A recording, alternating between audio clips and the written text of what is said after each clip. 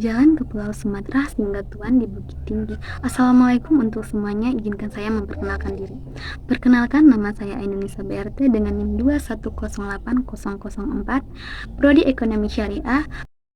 Tujuan saya membuat video ini untuk memenuhi tugas akhir semester saya dan untuk menambah wawasan kita, termasuk saya dan teman-teman sekalian. Dan di sini saya akan membahas tentang ekonomi internasional. Apa itu ekonomi internasional? Apa tujuan ekonomi internasional? Mengapa adanya ekonomi internasional itu? Dan pengaruh ekonomi internasional terhadap perekonomian, teori perdagangan internasional. Langsung saja, seperti yang kita ketahui bahwa teknologi dan informasi itu semakin berkembang yang dapat mempengaruhi ekonomi tersebut.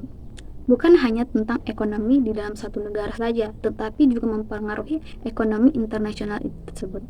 Nah, apa itu ekonomi internasional? Ekonomi internasional adalah ilmu ekonomi yang membahas akibat saling ketergantungan antara negara dengan negara yang ada di dunia ini, baik dari segi perdagangan internasional maupun pasar kredit internasional tersebut. Selanjutnya, mengapa perdagangan internasional ini diperlukan? Yaitu karena tidak semua negara memiliki atau mempunyai peralatan untuk melakukan produksi dan kondisi ekonomi yang berbeda.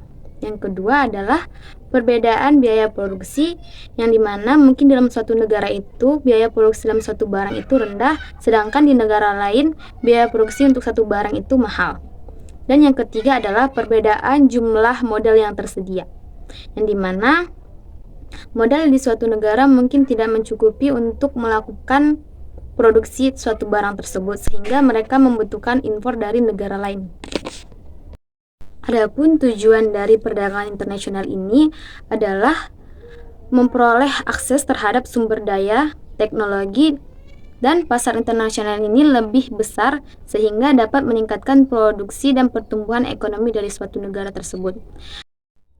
Namun tujuan utama dari perdagangan internasional ini adalah meningkatkan gross domestic bruto, yang dimana kita ketahui bahwa GDP ini merupakan suatu pendapatan yang mengukur berapa pendapatan per kapita untuk satu keluarga.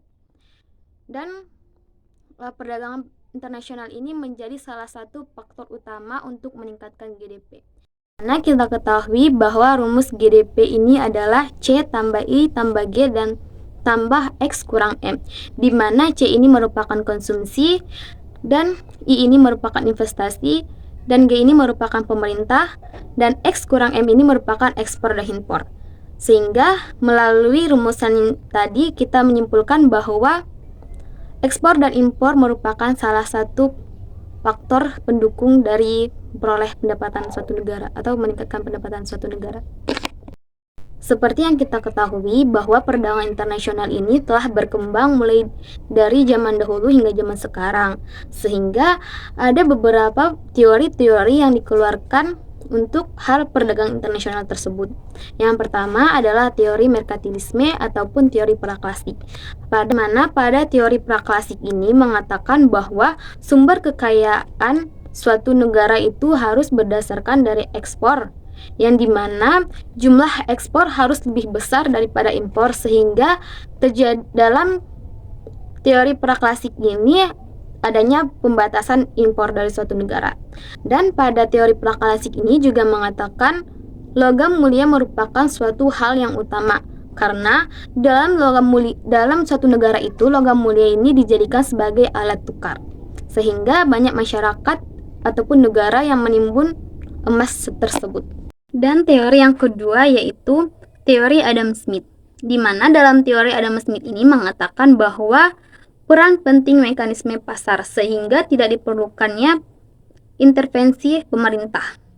Dan dalam teori ini terdapat perdagangan bebas dan pembiayaan produksi. Dalam teori Adam Smith ini juga mengatakan bahwa hanya dua barang yang harus diperdagangkan dalam suatu negara. Dalam teori Adam Smith ini ada beberapa karakteristik sehingga suatu negara itu dapat dikatakan mengekspor ataupun mengimpor barang. Agar lebih jelas, mari kita perhatikan gambar berikut. Pada gambar berikut ini, kita melihat bahwa Indonesia mampu menghasilkan 200 kg beras dengan modal 1 juta, sedangkan untuk tekstil, Indonesia hanya mampu menghasilkan 100 meter tekstil dengan modal 1 juta. Sedangkan di India, dengan modal 1 juta, mereka dapat menghasilkan 120 kg beras dan 240 meter tekstil. Jadi, dapat kita simpulkan bahwa Indonesia akan lebih memilih mengekspor beras dan India akan mengekspor tekstil, sehingga Indonesia akan menerima impor barang dari India, yaitu barang tekstil, dan Indonesia juga akan mengimpor barang ke India. Dan selanjutnya adalah teori komparen, di mana dalam teori ini suatu negara tidak memiliki barang keunggulan yang harus dijadikan sebagai barang ekspor. Akan tetapi, negara tersebut masih bisa melakukan ekspor dengan syarat bahwa suatu negara itu harus merelakan suatu barang yang dimana biaya produksi suatu barang itu lebih tinggi. Agar teman-teman lebih memahami apa itu teori konveren, maka saya akan menunjukkan tabel berikut ini. Untuk teori konveren ini sama saja dengan teori Adam Smith, hanya saja dalam teori konveren ini tidak ada barang yang diunggulkan. Seperti yang kita lihat pada tabel berikut, bahwa Indonesia mampu menghasilkan beras 150 kg dan tekstil 100 kg. India menghasilkan 100 kg beras dan 120 tekstil dengan modal yang sama, yaitu 1 juta, sehingga Indonesia akan memilih mengekspor beras sebesar 150 dengan modal 1 juta, dan India akan mengekspor tekstil yang dimana mereka mampu menghasilkan 120 meter tekstil dengan modal awal 1 juta, sehingga Indonesia akan berfokus pada produksi beras, sedangkan India akan berfokus pada industri tekstil. Mungkin kita tidak tahu bagaimana pergerakan ekspor dan impor, apakah sesuai dengan kebutuhan kita masyarakat, lalu sehingga pemerintah memberikan kebijakan ekspor dan impor. Dan kali ini saya akan membahas tentang kebijakan impor. Adapun kebijakan impor yang dikeluarkan oleh pemerintah, yang pertama adalah pemberian tarif. Seperti kita ketahui bahwa barang-barang yang masuk ke negara kita akan dikenakan tarif pajak, yaitu tarif bea cukai yang dikenakan oleh barang ataupun orang yang mengirimkan barang ke negara kita. Dan yang kedua adalah pembatasan impor, dan di mana pemerintah melakukan pembatasan impor sehingga pemerintah dapat mengendalikan jumlah barang yang masuk ke dalam negara tersebut. Dan yang ketiga adalah larangan impor, di mana suatu perdagangan internasional itu menegaskan secara mutlak bahwa dia melarang suatu benda terhadap negara lain. Dan yang keempat adalah subsidi barang pengganti, dan yang kelima adalah subsidi barang dalam negeri. Dan selanjutnya adalah kebijakan ekspor. Salah satu kebijakan ekspor yang dikeluarkan oleh pemerintah yaitu adalah kebijakan premi, yang dimana pemberian subsidi dalam pembebasan pajak maupun biaya produksi dengan harapan menciptakan harga yang mampu bersaing dengan negara lainnya. Dan yang kedua adalah larangan ekspor, yang dimana pemerintah melakukan pelarangan ekspor terhadap beberapa barang komoditi agar tujuan ketersediaan barang di suatu negara itu masih terjaga. Dan yang ketiga adalah perdagangan dumping, di mana suatu negara menjual barang dengan harga yang relatif murah di negara lain, sedangkan di negaranya sendiri dengan harga yang standar. Selanjutnya, kita mengetahui bahwa banyak terjadi transaksi-transaksi antar luar negeri. Lalu, apa alat pembayaran yang bisa digunakan dalam perdagangan internasional ini. Yang pertama yaitu pembayaran tunai. Seperti ketahui bahwa pembayaran tunai kita memberikan langsung kepada si pemberi barang. Dan yang kedua adalah pembayaran kemudian. Dan yang ketiga adalah kompensasi pribadi. Dan yang selanjutnya adalah letter of credit, konsiasi, wesel, emas, cek, dan FIFA. Nah, alat pembayaran yang telah saya sebutkan tadi itu bisa digunakan dalam perdagangan internasional. Apa sih sistem yang mengatur nilai tukar dalam perdagangan internasional? Yaitu sistem yang mengatur nilai tukar perdagangan internasional itu disebut sebagai sistem moneter internasional atau IMS. Adalah pengaturan atau kesepakatan formal antar negara atas nilai tukar masing-masing mata uang negara terhadap mata uang negara lain. Adapun tujuan dibuatnya sistem moneter internasional ini adalah untuk mengatur transaksi keuangan antar negara agar tidak ada negara yang dirugikan. Selanjutnya adalah untuk beradaptasi dengan keuangan internasional yang dinamis dan membangun sistem interaksi yang adil. Dan selanjutnya adalah sistem penetapan kurs, di mana pada sistem ini ada beberapa poin. Yang pertama adalah pengembangan bebas, yang dimana penetapan kurs pada pasar valuta asing ini ditentukan berdasarkan permintaan dan penawaran tanpa adanya ikut campur dari pemerintah.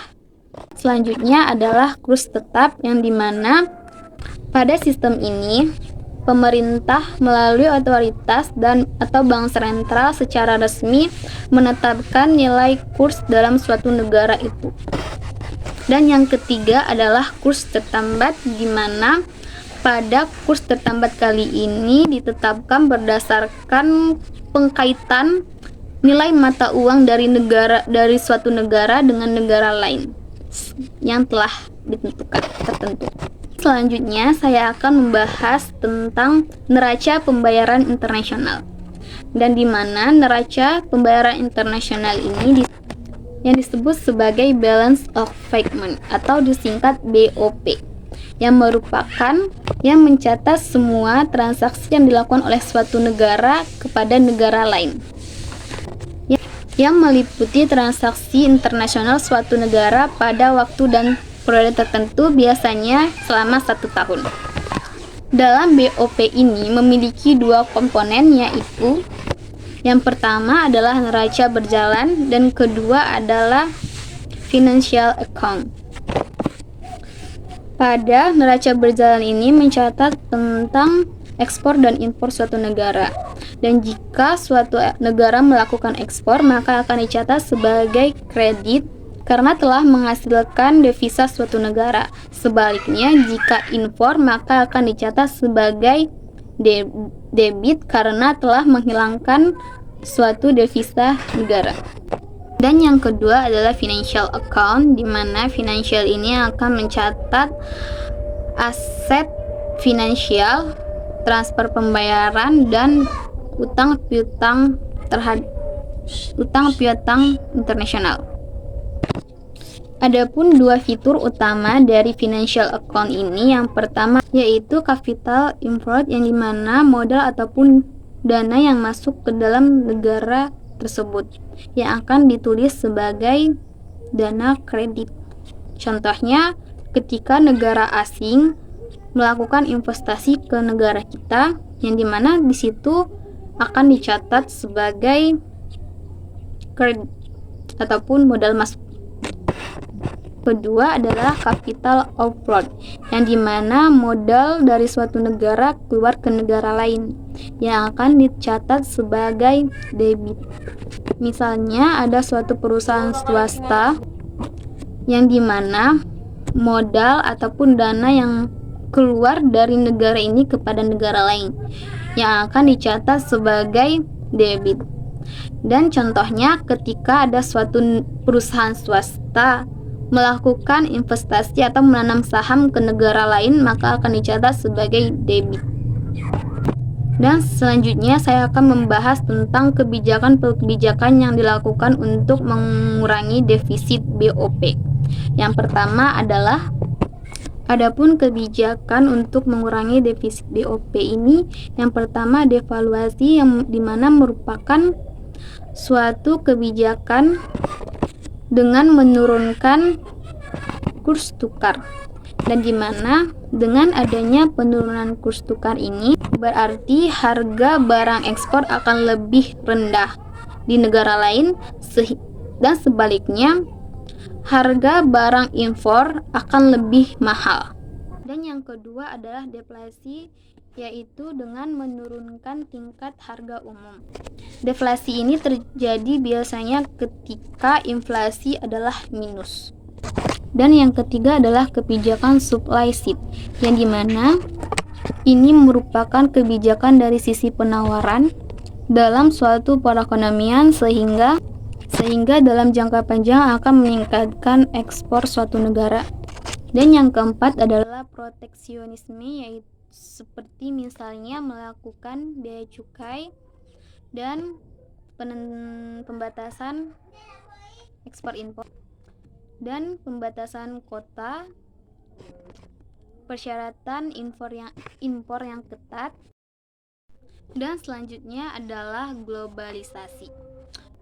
Globalisasi adalah keterkaitan dan ketergantungan antar bangsa dan manusia di seluruh dunia melalui perdagangan, interaksi, dan bentuk-bentuk transaksi lainnya, yang dimana semakin kesini batasan suatu negara menjadi semakin tidak terlihat. Adapun tanda-tanda globalisasi ekonomi yang semakin berkembang adalah yang pertama adalah komunikasi dan teknologi yang semakin berkembang, lalu lintas devisa yang semakin bebas, ekonomi suatu negara semakin terbuka, metode produksi dan perakitan akan semakin efisien, dan semakin pesatnya perkembangan perusahaan multinasional hampir di seluruh dunia. Adapun perwujudan dalam globalisasi ekonomi yang semakin berkembang, yaitu yang pertama globalisasi produksi, globalisasi pembiayaan, globalisasi ketenagakerjaan, dan globalisasi jaringan informasi, dan globalisasi perdagangan. Selanjutnya adalah dampak positif dari globalisasi ini terhadap Indonesia. Yang pertama, semakin terbukanya pasar untuk produk-produk ekspor, dalam tanda kutip bahwa produk-produk Indonesia mampu bersaing dengan produk-produk luar negeri.